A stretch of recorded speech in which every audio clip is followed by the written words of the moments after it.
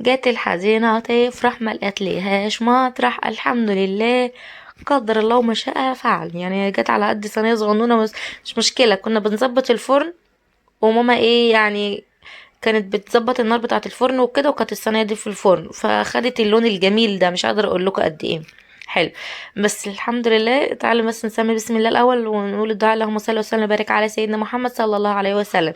ازيكم يا حبايب قلبي؟ يا رب تكونوا بخير، ودايما اللي بتمنوه تلاقوه يا رب العالمين، وكل عام وانتم بخير. ورمضان كريم عليكم وعلينا وعلى جميع شعب الوطن يا رب العالمين. انا وماما اتفقنا ان احنا نعمل بسكوت النهارده، اللي هو كان امبارح كنت هاجيلها بعد صلاة التراويح، ولكن انا باجي من صلاة التراويح ظهري ورجلي بص مش قادرين بقى. فالمهم قالت لي لا تعالي قبل الفطار. تمام. ممكن نعجنهم قبل الفطار ونفطر بعد كده نشتغل فيهم بعد الفطار على طول. فقلت لها خلاص ماشي، وهكذا. وفي بالفعل رحت لها. مش عايزه اقول لكم ان الطريق كان زحمه موت موت موت موت موت موت. دي كانت حاجه بسيطه كله داخل في بعض، وكانت ساعه فطار. يعني انا رحت الساعه 5 قبل الفطار بساعه، ومع ذلك الطريق كان زحمه جدا جدا جدا. تمام. رحت لقيتها طبعا كانت مخلصه الاكل. عامله طبعا رز ببصل ومحمره البطاطس. لا كانت على النار انا اللي طلعتها، وعامله السلطه وقلي السمك ومظبطه الدنيا، وعامله العصير الجاف، وكله كان تمام. فروحت بقى بعد الفطار يا دوبك كده، جيت عشان اغسل الميه لقيت الميه قاطعه. يلا رحت بقى خليت ابني اشترى السمنه بعد الفطار. جاب كيلو ونص سمنه. وهنعمل 6 كيلو دقيق ما شاء الله يعني. والفانيليا والبيكنج باودر والنشادر وعصير برتقال والسكر وكده. حطينا ايه؟ حطينا اللهم صل على النبي. كيلو وربع سمنه او كيلو ونص سمنه يا دوبك، شلنا بس منهم معلقتين. كيلو ونص على كيلو ونص سكر. ركزوا معايا عشان دي مقادير 6 كيلو. عشان احنا هي 3 وانا 3 وعملناهم كلهم مع بعض. وقلت انا اللي ايه اول مره في حياتي اللي انا اعجن عجينه البسكوت. مش عايزه اقول لكم ان ايدي اتشلت، واقسم بالله ايدي اتشلت.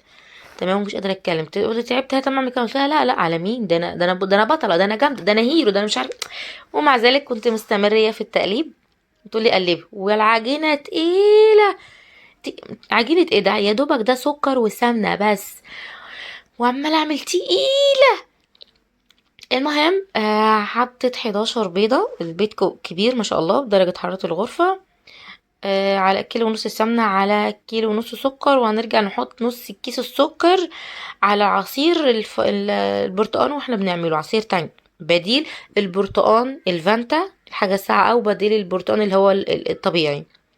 تمام. البرتقال البلدي ده او بصورة ايا كان. هي بقى بتعمل واحدة واحدة. قلت لها ماما العجينة تقيلة جدا جدا في ايدي، خفيها شوية. قامت حطت لها ايه شوية زيت. هي كده حطت شوية زيت تخفي العجينة معايا شوية.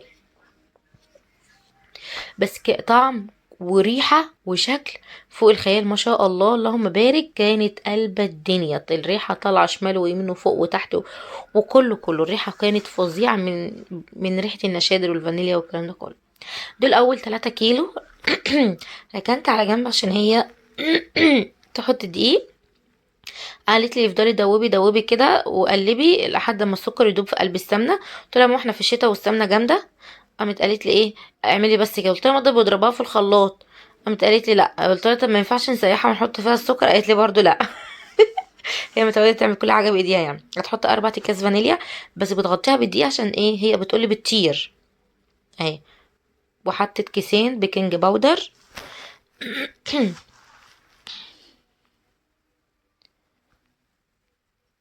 بص بتغطيها. لازم المكونات الجافة تتخلط مع المكونات الجافة عشان مفيش حاجة تكلكع. وهنحط ده ب5 جنيه نشادر. عايزة تبقي منه. قلت لها ماما حطيه يا ماما ده 6 كيلو دقيق. بص عمالة تحط وعايزة تشيل. شالت من السمنة وعايزة تشيل من السكر وعايزة تشيل من الدقيق وعايزة تشيل. في ايه يا حاجة انت ما تحطي اسكت. قلت لها يا شيخة والله لا انت حتى بقى حطيهم كلهم مش مستاهلين. يعني هو النشادر ده بيعمل ايه يعني؟ يا ماما قالت لي بيعمل ريحة. قلت لها خلاص ترى بيعمل ريحة خايفة منه ليه حطيه كله. اهي قامت حطيته كله. جيت بقى اقلب. مش عايزه اقول لكم ان انا بهدلت الدنيا بقى.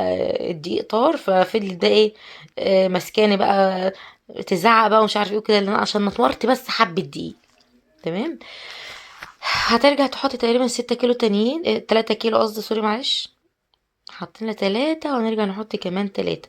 طبعا العجينة عايزة تتدوب، يعني هقلب بايه؟ يعني هتجيب بقى تانك برتقال وميه وسكر وهندبهم مع بعض، وهتحط لي بقى حبه حبه. يا حاجه احطهم كلهم؟ تقولي لا، لازم نحط حبه حبه لحد ما العجينه تشرب وتاخد معانا. شوف هتاخد قد ايه. ادي البرتقال اهو عصير برتقال، وهنحط في الكوز بقى وهتقلب بقى. انا هنا مش عاوزه اقول لكم ان انا كنت بشغلها بايد وبصور بايد، اقسم بالله.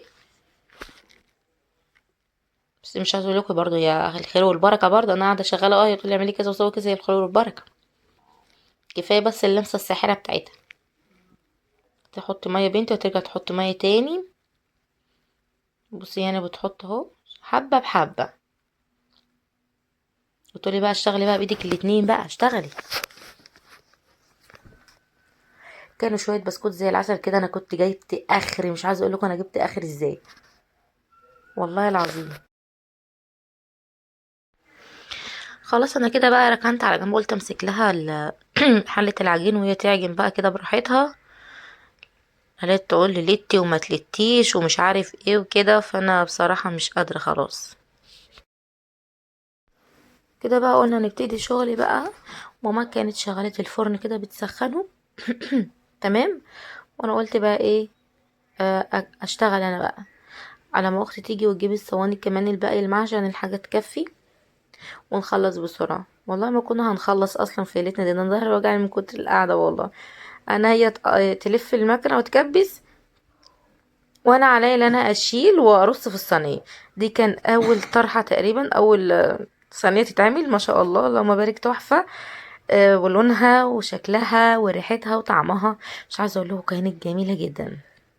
تسلمي ايدك يا حاجه.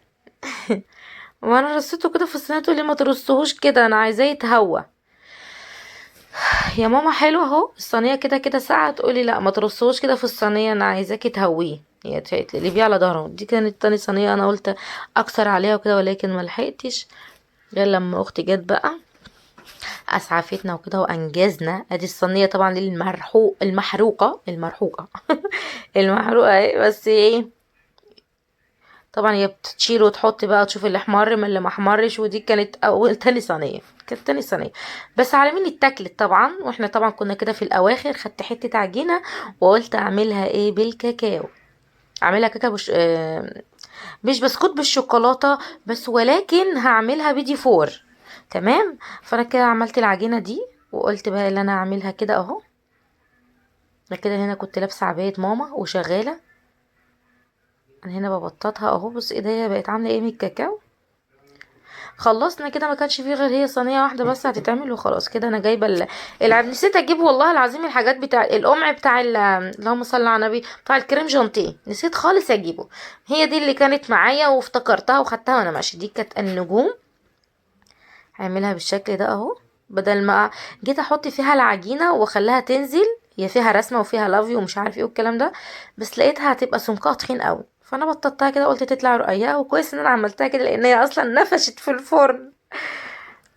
بس بجد انا لسه كده هعملها، هحشيها. اللي انا مثلا هحطها في شوكولاته بيضه او داكنه غامقه يعني، ونحط لها بقى مثلا فورموسي او جوز الهند، المكسرات بقى اللي عندك اللي انت بتفضلها وتحبيها.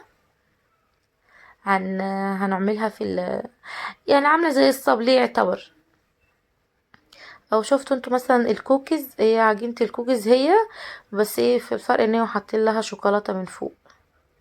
لا انا هعملها بنفس عجينه الكوكيز وكده، هي عجينه البسكوت بس بدي فور بقى، احطها في الشوكولاته. هبقى اعملها معاكم برضو اوريها لكم. كده عملت النجوم ومربعات، وهنرصها في الصينيه ونعمل اشكال تانية غيرها. طبعا العجينه دي انا بكومها كلها مع بعض وارجع اعملها من اول وجديد تاني، مش اللي انا برميها لا طبعا. كده كانت ماما شغاله في الفرن وانا قلت انجز عشان ده ياخد معايا وقت، مش زي البسكوت المكنه شغاله تيك تيك تيك على طول. واحده واحده بنرصهم. قلت اكسر عليها يعني عشان الفرن شغال وكده، والانبوبه بالغاز. عارفين بقى الغاز غالي. ده كان تاني شكل عملناه، اللي هو عامل مدور زجزاج ده وقلوب ونجوم ومربعات. عملت يا دوبك صينيتين. بقى حته عجينه في المكنه. بعد ما خلصنا بقى عجينة البسكوت وكده خدتها وعملتها، بس كان لونها اللي هو ايه فاتح مع غامق كده. بس ايه رايكم؟ فنانة انا صح، بعرف افكر برضو. وعملت الميكس القلب الفاتح مع الغامق ده، شكلها تحفة. وبجد اوريكم البسكوت بعد ما خلص اهو. ادي البسكوت. ويا رب تكون فيديو خفيف لذيذ على قلوبكم. وادي كمان الفيديو فور اللي احنا عملناه خلص خلاص، لسه هحطه في الشوكولاته. وما تنسوناش تدعمونا باللايك والشير وسبسكرايب للقناه عشان يوصلكم كل جديد. ودعوه حلوه كده من قلوبكم، وربنا يهدي الحال. واشوفكم في فيديو جديد حبايب قلبي. بصوا كده انا بوريكم هعملها ازاي، ممكن اطبعها على بعض وممكن اعمل كل واحده لوحدها. ومع السلامه.